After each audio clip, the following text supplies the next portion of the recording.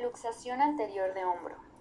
Las luxaciones son las lesiones más frecuentes en los deportes de contacto, a predominio en los jugadores de fútbol americano, viéndose mayormente involucrados los hombros y en específico la articulación glenohumeral y articulación acromioclavicular. Esta lesión consiste en que la cabeza del hueso del brazo, o sea el húmero, se sale de su posición en el hombro.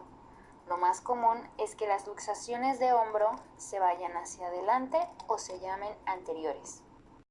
El fútbol americano, por naturaleza, es un deporte de alto impacto, mucha demanda física y contacto, por lo que no es sorprendente que sea el deporte con mayor número de lesionados. Las lesiones que ocurren durante las prácticas y los juegos de americano se dan por una combinación de alta velocidad. Pueden presentarse lesiones por sobreuso, pero las más comunes son las lesiones traumáticas, como las luxaciones.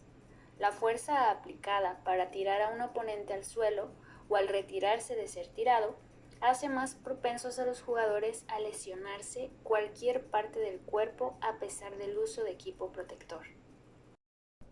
Las luxaciones en los jugadores de fútbol americano son resultado de un fuerte golpe o contacto con el casco. Suelen producir inflamación y deterioro del tejido, además de ser muy dolorosas.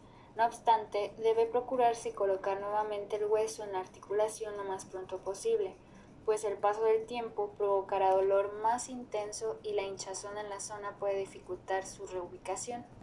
Ahora bien, como mecanismo de lesión por el que se producen las luxaciones de hombro, cabe mencionar que este es directo, ya que se produce por un traumatismo aplicado directamente en la cara posterior de la articulación, impulsando a la cabeza del húmero contra la cara anterior de la cápsula articular, con tal violencia que provoca su desgarro y luego desacoplación de la articulación. A nivel de las masas musculares, aquellas toracohumerales, como lo son el pectoral y el músculo subescapular principalmente, sufren alteraciones, ya que se contraen con fuerza, intentando fijar y estabilizar la posición de la articulación. Hay signos y síntomas específicos que distinguen a las luxaciones, como lo es el dolor, la inflamación, la dificultad para usar o mover la zona lesionada de forma normal, la malformación, moretones o enrojecimientos y entumecimiento o debilidad de la zona lesionada. Debido a lo antes mencionado, no es tan difícil diferenciar una luxación de cualquier otro tipo de lesión. Sin embargo, el diagnóstico diferencial va a surgir con las luxaciones que se dan a posterior, las luxaciones glenohumerales inferiores o las luxaciones glenohumerales superiores. La luxación posterior conlleva que no se observe una deformidad llamativa. La extremidad superior lesionada se mantiene de forma característica en la posición de cabestrillo, con el hombro en rotación interna y aducción. Estas lesiones pueden pasarse por alto si no se hace una serie radiográfica completa. La luxación glenohumeral inferior conlleva que los pacientes presenten de forma característica una posición de saludo, con el húmero bloqueado a unos 110 grados a 160 grados de abducción y de antepulsión.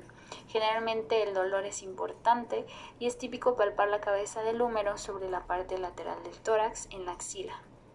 La luxación glenohumeral superior conlleva que el paciente generalmente acuda sujetando en aducción la extremidad superior que se encuentra acortada. El examen físico revelará la cabeza del húmero fácilmente palpable por encima del acromio. Las pruebas de gabinete mayormente utilizadas incluyen la radiografía anteroposterior escapular en Y axilar en el plano de la escápula. También, si es necesario, se ocupa una artrografía con contraste para las lesiones del manguito de los rotadores y finalmente la resonancia magnética para lesiones capsulares y lesiones del labrum glenoideo. En la fisioterapia existen una serie de pruebas funcionales que ayudan a la detección de una luxación anterior.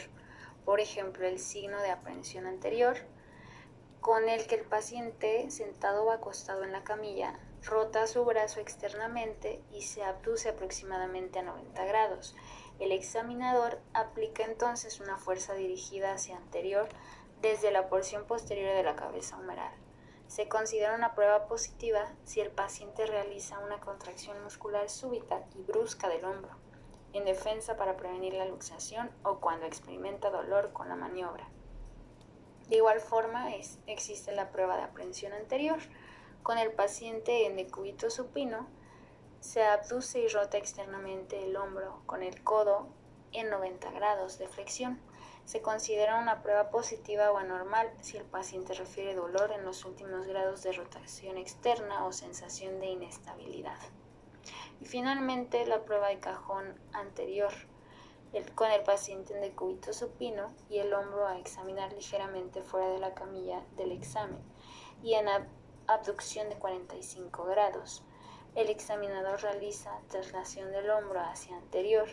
El examinador coloca la mano derecha del paciente en la axila izquierda del examinador y la sostiene en esta posición aduciendo el húmero. Al estar en decúbito supino, la escápula es estabilizada por la camilla. Posterior a esto, el examinador con su mano derecha estabiliza la escápula y con su mano izquierda realiza traslación hacia anterior y hacia posterior de la cabeza humeral.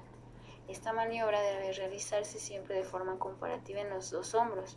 El paciente debe tener el brazo relajado durante el examen.